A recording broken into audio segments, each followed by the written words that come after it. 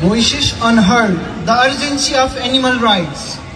While commemorating the trillions of animals that are slaughtered every year by human hands, I feel that our supposed superiority is at risk, our morality is at stake, and humanity is on the edge of precipice, almost falling and dooming. We, as a most intelligent species, have failed to recognize the very simple fact that every animal deserves the fundamental right to be free from pain, suffering, and death. Animals are our equals in terms of emotions, experiencing pain and pleasure, suffering and enjoyment, fear and comfort. The way we treat these little innocent and sentient beings is appalling. We kill animals mercilessly and eat them. We rip them apart and wear them. We confine them in prisons. We force them fight to death and entertain ourselves. We separate their families.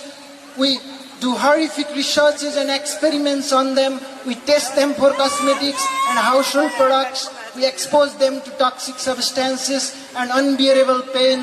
We trespass their habitat and trap and hunt them, and the list is endless.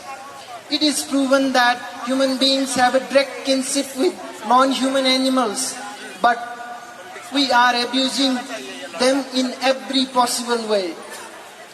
The Golden Rule states, do unto others as you would have them do unto you. Let's put ourselves in the position of animals and understand the urgency of animal rights.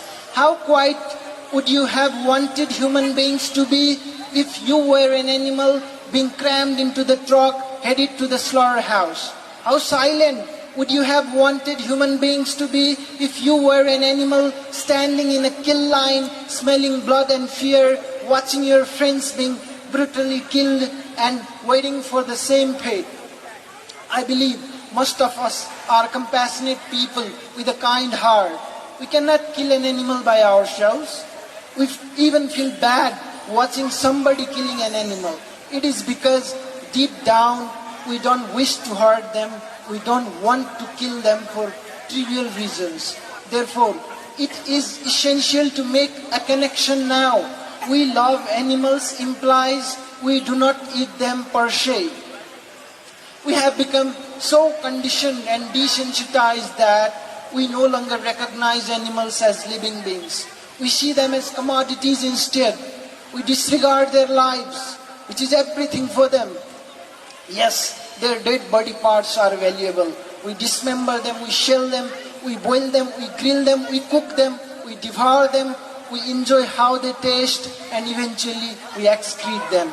This is how we treat sentient living beings who have their own personalities, a will to live, and intricate emotions just like us.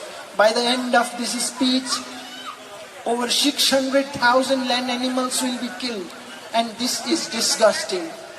People say animals don't have a voice. They do. They do have a voice.